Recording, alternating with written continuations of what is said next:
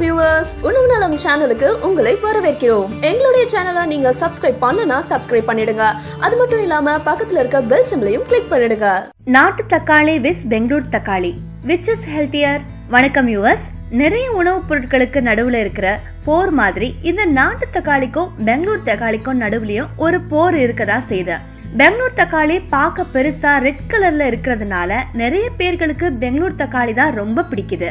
அதுவே நாட்டு தக்காளி கொஞ்சம் ஆரஞ்சு கிரீன் கலர்ல சின்னதா இருக்கும்.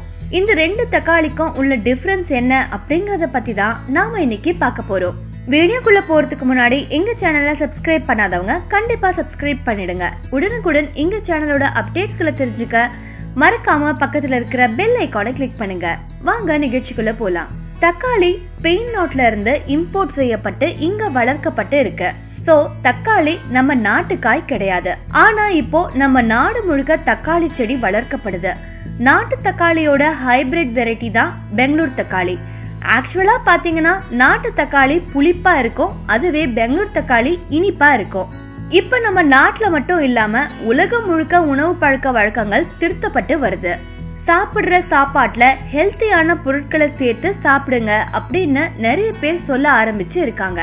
அந்த வரிசையில நேச்சர் நமக்கு கொடுத்த நாட்டு தக்காளி பயன்படுத்துங்க அப்படின்னு உலக அளவுல சொல்ல ஆரம்பிச்சு இருக்காங்க மக்கள். குறிப்பா மாஸ்டர் செஃப் ஆஸ்திரேலியா அப்படிங்கிற ஃபேமஸான ஸ்டார் வேர்ல்டு சேனல்ல ஒளிபரப்பு ஆகிற ப்ரோக்ராம்ல நாட்டு தக்காளிய மெயின் இன்கிரீடியண்டா வச்சு சமைக்க சொல்லி இருக்காங்கன்னா பாத்துக்கோங்களேன். நாட்டு தக்காளி புளிப்பா இருக்கிறதுனால நிறைய பேருக்கு பிடிக்கிறது இல்ல அப்படிங்கறது ஒரு கருத்து இருக்கு. ஆனா தக்காளிக்கு புளிப்பு சுவைதாங்க அழகு. நாட்டு தக்காளியும் பெங்களூர் தக்காளியும் ரசம் வைங்க, அது ரெண்டுல நாட்டு தக்காளி ரசம் தான் கண்டிப்பா நல்லா இருக்கும். சுவையில மட்டும் இல்லங்க, நியூட்ரிஷன்லயும் நாட்டு தக்காளி தான் பெஸ்ட்.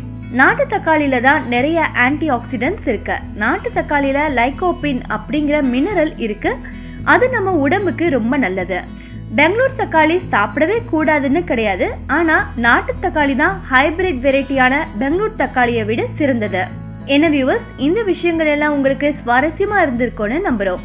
இந்த மாதிரி இன்னும் நிறைய தேவையான விஷயங்கள் பத்தி தெரிஞ்சுக்க எங்க சேனலை உடனே சப்ஸ்கிரைப் பண்ணுங்க. நீங்க அதிகமா அக்கறை உள்ள உங்களோட இந்த வீடியோவை ஷேர் பண்ணுங்க. உங்களோட கருத்துக்களை கீழே உள்ள கமெண்ட் பாக்ஸ்ல ஷேர் பண்ணுங்க. நன்றி.